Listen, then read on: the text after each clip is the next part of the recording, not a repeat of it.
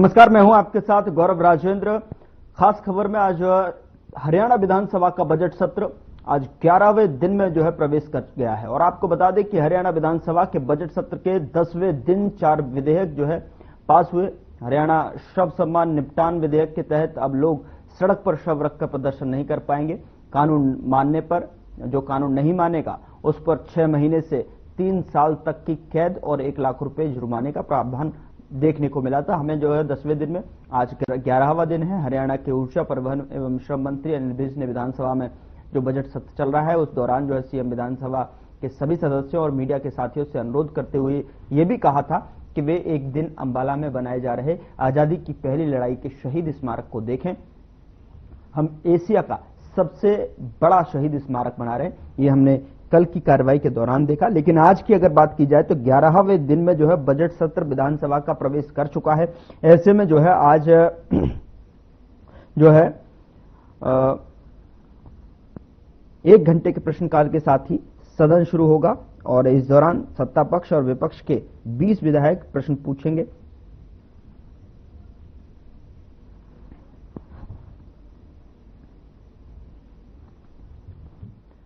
इस पर ज्यादा जानकारी के साथ हमारे साथ ओपी शर्मा हमारे साथ फोन लाइन पर जुड़ चुके हैं, हमारे सहयोगी। और ओपी, क्या कुछ जानकारी, जिस तरीके से लगातार सदन हम देख रहे हैं कि किस तरीके की कार्रवाई सामने निकल कर आ रही है। लगातार जब हमने 10वें दिन की जो कार्यकाल था, जो कार्रवाई थी, हमने वो भी देखी। 10वें दिन में जिस तरीके से 4 विधेयक जो है पास किए गए थे, इसमें से सब निपटान की भी एक यहाँ रूपरेखा हमने देखने को मिला था कि अब लोग हैं वो किस तरीके से जो है प्रदर्शन नहीं कर सकते, यानी कि लाश को रखकर, शव को रखकर, जो पहले अमूमन तौर पर हमने देखा था कि एक्सीडेंट या दुर्घटना के बाद में रोड जाम जैसी स्थिति बन जाती थी, प्रदर्शन करते थे। अब इस पर जो है कहीं ना कहीं अब कानून आएगा और इस तरीके की अब जो चीजें थी अब वो नहीं हो पाएंगी।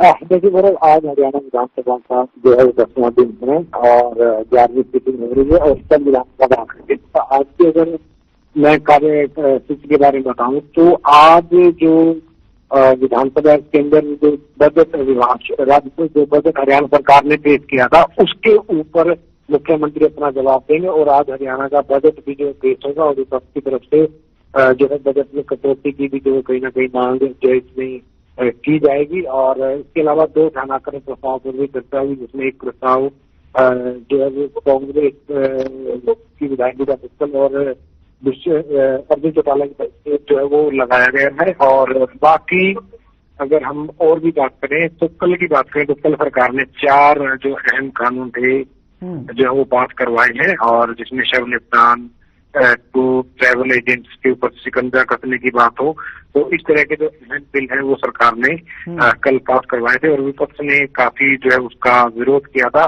लेकिन अब ठीक है कि बिल पास हो चुका है। अब देखते हैं कि राज्यपाल कब तक उसको मंजूरी देता है और वो कब तक लागू हो पाते हैं। और जो कानून बनाते विधेयक पास करते हुए जो विपक्ष ने चिंताएं जाहिर की थी, क्या उनको इन कानूनों के बनने वाले सब रूल्स में जगह मिलती है और कितने कब तक जो है इन कानून को लागू करने के लिए रूल्स बना दी जाती है, देखने वाली बात होगी। जी लेकिन अगर आज की बात की जाए ओपी जी, यहाँ पर जो है अगर देखा जाए तो कहीं ना कहीं आज जो शुरू होगा बजट सेशन, कार्यवाही जब शुरू होगी तो ऐसे में कहीं ना कहीं 1 घंटे का प्रश्नकाल, जिसमें कि 20 प्रश्नों को जो है पहले ही मंजूरी दे दी गई है। 20 विधायकों के जो प्रश्न रखे गए थे वो उन्हें मंजूरी देने के बाद में इसमें जो है चर्चा भी होगी और सीएम जवाब भी देते नजर आएंगे। क्या आज लाडो लक्ष्मी योजना पर भी जो है विस्तृत जानकारी हमें मिल सकती है? कहीं ना कहीं 2100 रुपए की जो क्राइटेरिया है, जो किस तरीके से महिलाओं तक पहुंचेगा, उसको लेकर भी आज चर्चा है इसमें। जो लाडो लक्ष्मी योजना है उसको लेकर आज जो हम अगर विधानसभा की बात करें उसमें कुछ भी जो देखने को नहीं मिलेगा। दरअसल बजट के दौरान मुख्यमंत्री नायब सैनी की तरफ से जो है 5000 करोड़ रुपए अलॉट कर दिए गए हैं और अब यह मसला जो कैबिनेट के पास जाएगा। कैबिनेट से जाने से पहले इस वक्त अगर मैं कहूँ तो हरियाणा का जो चीफ सेक्रेटरी ऑफिस है वो इस मसले पर माथापच्ची जो कहीं ना कहीं कर रहा है और उसके बाद जो है एक रूट तैयार किया जाएगा कि कहीं ना कहीं सरकार की कोशिश रहेगी कि 5000 करोड़ के अंदर ही पूरा बजट जो निपटा दिया जाए। सालाना इनकम 1,80,000 रखी जाती है, 1,20,000 रखी जाती है, बीपीएल को कवर किया जाता है 1 लाख रखी जाती है। ये कुछ ऐसी बात नहीं है जिसका जो है कैबिनेट में होना है। और अगर हम बात करें जिस तरीके से 5,000 करोड़ रखा है, तो लगता है कि शायद 1 लाख से 1,80,000 तक की सालाना इनकम वाली महिलाओं को इस योजना में जो है वो कहीं ना कहीं जो है वो शुरू जो है वो शामिल जो है सरकार करने वाली लग रही है। क्योंकि अगर पूरे हरियाणा की महिलाओं को या 2-2.5 लाख अगर हम दें, क्योंकि अगर हरियाणा की बात करें तो पिछले दिनों आया था कि 50% से ज्यादा आबादी जो 2.5 लाख तक की की सालाना आय वाली है। तो ऐसे में सरकार के ऊपर 10 से 12,000 करोड़ का अतिरिक्त जो है वजन पड़ता है। लेकिन जिस तरीके से 5,000 करोड़ की अलॉटमेंट की गई है, तो उससे लगता है कि शायद सरकार 1,80,000 तक की सालाना आय के परिवारों की महिलाओं को ही जो है लाडो लक्ष्मी योजना में शामिल करेगी। लेकिन अभी हमें थोड़ा विस्तार इस योजना को लागू होने को लेकर इंतजार जो करना पड़ेगा। मुझे लगता है कि कोई भी योजना हो जो फाइनेंशियल बर्डन से जुड़ी हो, तो सरकारें अक्सर ऐसी योजनाओं को लागू करने में थोड़ी देरी करते हैं। मुझे लगता है कि शायद 1 नवंबर हरियाणा दिवस के आसपास जो है वो कहीं ना कहीं ये जो लाडो लक्ष्मी योजना है, इसको जो है वो लागू करने की घोषणा की जाएगी। उससे पहले जो कैबिनेट है इसकी पूरी माथा पच्ची करके इसका एक जो है वो खाका और इसकी जो शर्तें हैं वो तैयार कर लेगी। लेकिन अगर देखा जाए ओपी यहाँ पर कि जिस तरीके से जो बजट आवंटन किया गया था, अलॉट किया गया था, जिसको लेकर 5,000 करोड़ रुपए का बजट यहाँ पर महिलाओं के लिए विशेष तौर पर बताया जा रहा था कि इसको लेकर जो है सुनिश्चित किया है। लेकिन इसको देखा जाए तो ये 25 लाख महिलाओं के आसपास तक जो है इस 5,000 करोड़ रुपए का जो लाभ है वो ले पाएंगे। ऐसे में विपक्ष लगातार इसको लेकर कहीं ना कहीं सवाल उठाता हुआ भी दिखाई दिया था हमें। और क्या आज जो है हंगामेदार हो सकता है सेशन? देखिए गौरव, जहाँ तक विपक्ष की बात करें तो विपक्ष अपनी ड्यूटी करता है, तो उसके जो ड्यूटी उसको लोकतंत्र मिली होती है, उसका अपना दिल का है चीजों को देखने का। सरकार वो होती है जिसको जनता सरकार में बिठाते, तो उनको अपने तरीके से काम करने का जो है वो हक मिलता है। दोनों के बीच में अगर किसी तरह के लिए कोई कंट्रोवर्सी या वाद विवाद होता है तो ये लोकतंत्र के लिए अच्छी बात है। विपक्ष अपनी बात कहेगा, विपक्ष कहेगा कि इसको हमारे सुझाव लेके और बेहतर किया जाए। सरकार कहेगी कि हमने इसको और बेहतर कर दिया है हमारे रिसोर्सेज को देखते हुए। तो दोनों बीच में इसी तरह का जो कहीं ना कहीं कॉन्फ्लिक्ट देखता है। और जहाँ तक आज की बात करें तो अभी कहना थोड़ा मुश्किल होगा, क्योंकि किस तरह की क्वेश्चन लगते हैं, किस तरह का माहौल बनता है और उससे किस तरह की जो है वो जो टिप्पणी होती है वो देखने वाली बात है। लेकिन अभी कुछ भी कहना मतलब कहना मुनासिब नहीं होगा, हमें थोड़ा इंतजार करना पड़ेगा। क्योंकि विधानसभा में बहुत बहुत शुक्रिया तमाम जानकारी साझा करने के लिए ओपी। फिलहाल हम आपको सीधे लिए चलते हैं हरियाणा विधानसभा, जहां पर सदन की कार्रवाई जो है आज 11वें दिन में प्रवेश कर चुकी है और ऐसे में सदन की कार्रवाई लगातार जारी है। आइए आपको ले चलते हैं विधानसभा। थोड़ी सी और सीरियसनेस हो और वहां शेड लगाए जाए गौशालाओं। माननीय अध्यक्ष जी, जो सदस्य की चिंता है जो 2 गौशालाओं का जो नाम लिया गया, अगर वो अर्बन लोकल बॉडीज की परिधि के अंदर आती हैं वो, तो उनके अंदर नए शेड बनाने के लिए आप एप्लीकेशन दे दें, हम लोग कंसीडर करेंगे उसको। उसके लिए जो भी ग्रांट होगी वो देने का काम करेंगे। उसके अलावा जो टैगिंग वाली बात कही है और जो टास्क फोर्स है, अभी मैंने सदन के पटल पे कहा है कि उसे और सुदृढ़ करने का काम करेंगे और जो टास्क फोर्स को मजबूत करने का काम करेंगे, उसकी संख्या को भी बढ़ाने का काम हम करेंगे। चौधरी मोहम्मद खान 167 सर। माननीय अध्यक्ष जी, मेरा जवाब है कि अभी ये विचाराधीन नहीं है।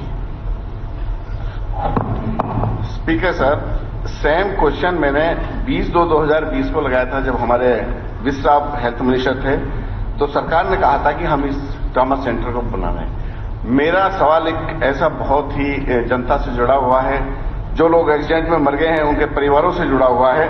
तो मैं ये कहना चाहता हूं और पूछना भी चाहता हूं, सदन को बताना चाहता हूं स्पीकर सर कि 2013 से लेकर मार्च 2025 तक वहां 4800 तकरीबन एक्सीडेंट हुए, जिनमें से 2296 लोगों की जानें गई है।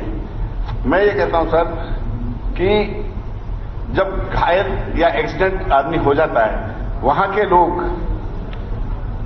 चाहे कोई सुन्नी खान है और विक्रम है, रंजीत जी हैं, रमेश हैं और बुक्का जी हैं, और अपने अमरपाल में एक चीज बस सप्लीमेंट्री नहीं सप्लीमेंट्री पूछोगे, इनको वहां के लोग क्या रहीम है चाब्दुल है वो तो बचा लेते हैं, लेकिन सर जब अस्पताल लेके जाते हैं और उनको जब मांडीखेड़ा हॉस्पिटल से सर रेफर किया जाता है जयपुर, दिल्ली या पीजीआई रोहतक, तो रास्ते में दम तोड़ देते हैं। मैं ये कहता हूं कि ये 2200 तकरीबन जो लोगों की मृत्यु हुई है, यदि वहां ट्रॉमा सेंटर दिया जाता तो उनमें से कुछ की हम जान बचा सकते थे। उन परिवार वालों को पूछो सर जिनके आदमी बिछते हैं। तो मैं ये पूछा था, मैं मेरा सप्लीमेंट तो मेरे को ये बताए मंत्री जी कि वहां मेवात में जब 22 जिले हैं, 21 जिलों में तकरीबन आपने ट्रॉमा सेंटर खोले और सर बजट में लिखा है इन्होंने, क्या लिखा मैं पढ़ के बता। नहीं, ये नहीं होगा।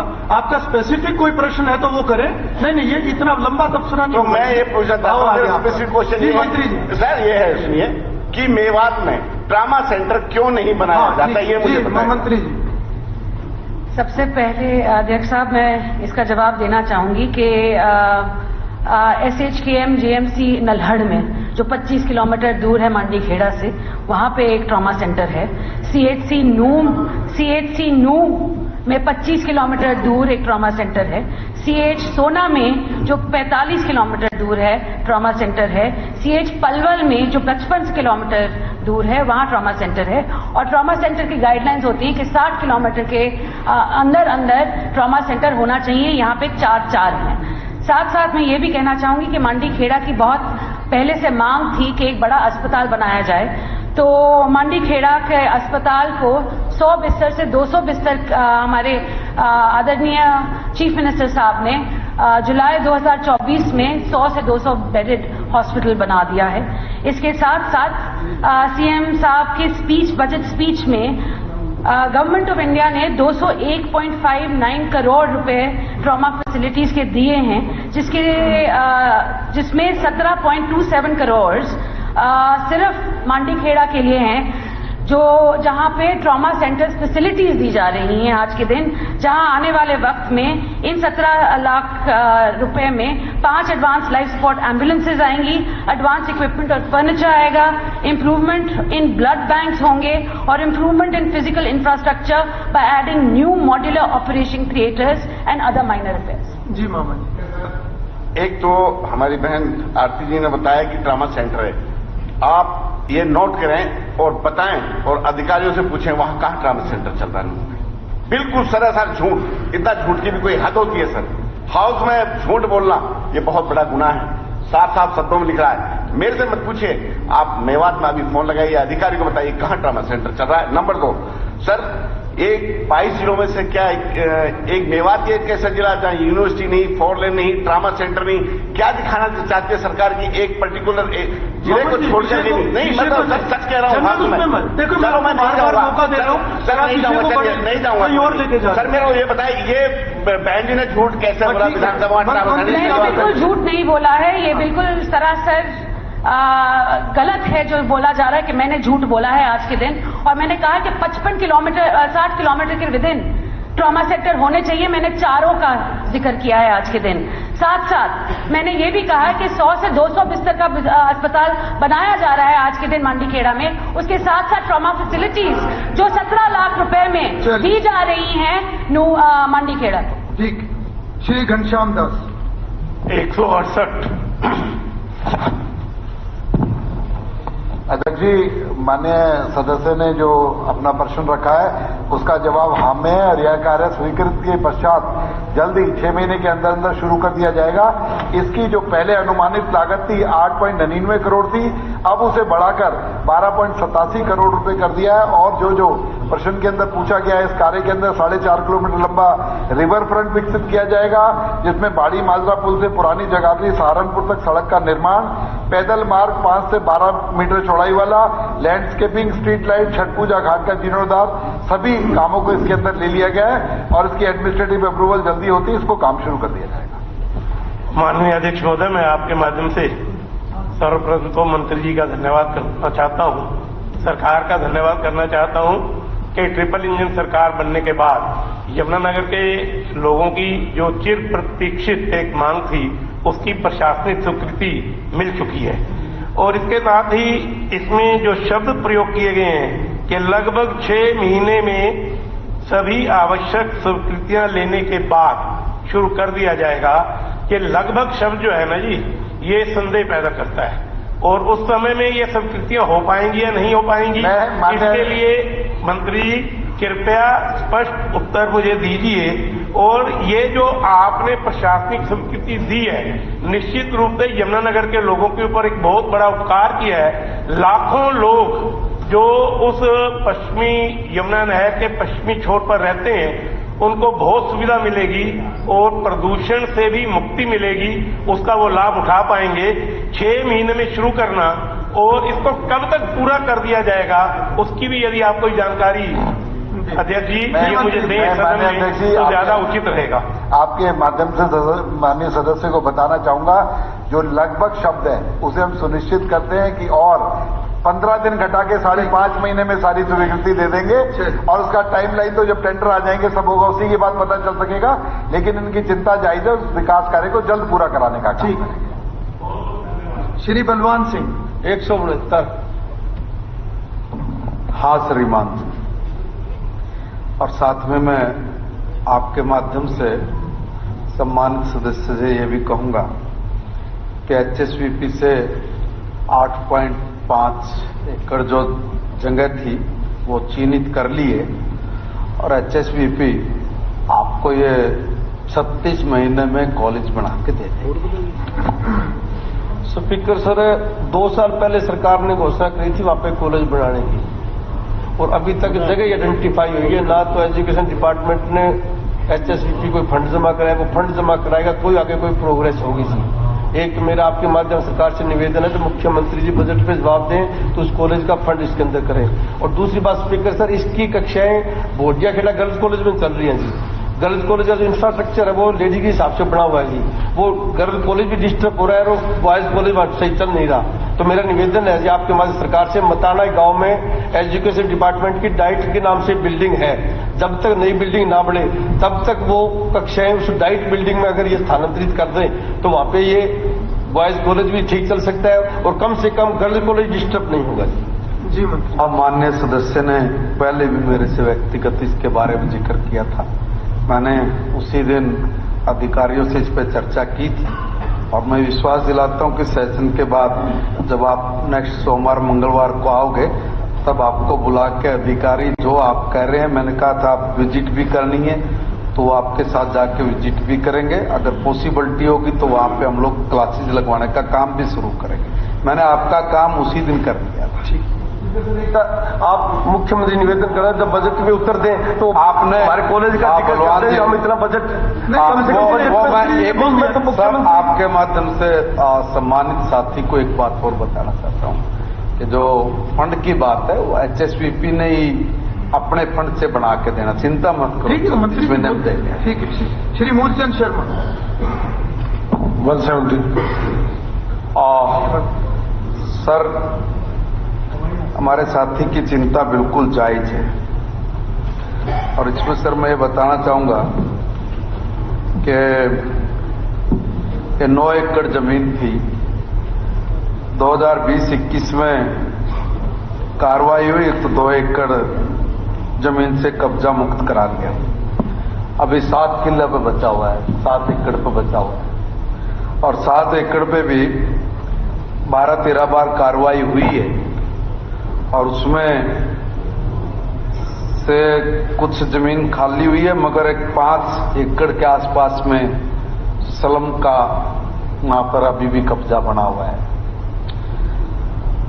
और मैं माननीय सदस्य से कहूंगा कि इसमें आप मदद कराएं और मैं ये कहूं कि हम इसको 2 महीने में खाली करवाए देंगे जिम्मेवारी के साथ। अगर कहूं तो उसमें एक निवेदन साथ में मैं ये भी कहूंगा कि जब खाली करने के लिए जाते हैं तो अपने ही लोग कहीं ना कहीं उसमें रोकने की और वो मानवता को ध्यान में रखते हुए, जगह को ध्यान में रखते हुए कई बार परिस्थितियां ऐसी बन जाती कि एक दूसरे उसको फोन वोन करके कह देते कि रुक जाओ थोड़े दिन और कर लो।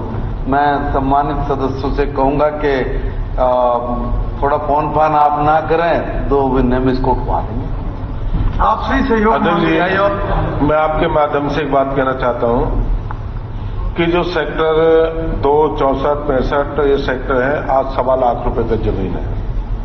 और जमीन के बारे में तब जानकारी लगी जब परिवारों में विवाद हुआ। अधिकारियों को तो ये नहीं पता, जो एसडीओ तोड़फोड़ के जो लगे हुए हैं और जिनको जमीन हमारी है नहीं है, जो एक्वायरमेंट 1992 में हो चुकी थी, उसके बाद कंस्ट्रक्शन कर ली। जब भाइयों में बंटवारे की बात आई, भाइयों ने कहा, जब एचएसडीपी को कंप्लेंट करी, ये आपकी जमीन है 1.5 एकड़। मैं आपके माध्यम से कहना चाहता हूं, मैं 2 एकड़ जमीन पहले भी कहा, और कभी अध्यक्ष जी मैं सरकारी जमीन के लिए कभी फोन नहीं करता, कभी जीवन नहीं, ना करूंगा, ना भी सर करूं कि जो सरकारी प्रॉपर्टी हम चाहते हैं, कोई थाना बने, फायर स्टेशन बने, कोई सामुदायिक भवन बने, कोई लोगों के लिए बिजली का एसडीओ ऑफिस बने, मूलभूत सुविधा। मैं ये कहूंगा मंत्री जी आपने ये कहा 2 महीने में, आप ये बताइए, हम जमीन खाली गए, कोई फायर गए, कोई थाना, कोई इनके लिए, कोई अधिकारी के लिए अफसर की बल्लड़ जिला बना दिया है, तो अधिकारियों के लिए रेजिडेंस भी चाहिए, क्यों अधिकारी के रेजिडेंस जब तक नहीं बनेंगे कि जमीन ऐसी प्राइम लोकेशन सप्लीमेंट्री।